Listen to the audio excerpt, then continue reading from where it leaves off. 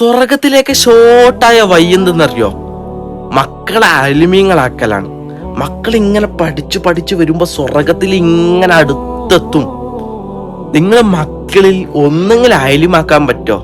ഈ സമയത്ത് പന്ത് കളിയും ആ കളിയും ഈ കളി കളിക്കുന്ന സമയത്ത് ഒരു അയലിമാക്കുമ്പോ നിനക്കും ഉപകാരം, ആ മക്കൾക്കും ഉപകാരം. നാളെ ആ മക്കൾ സ്വർഗത്തിലേക്ക് പോകുമ്പോ ആ മക്കൾ ചോദിക്കും, അല്ലാ എന്റെ ഉമ്മയും വാപ്പയും ആദ്യം വേണം.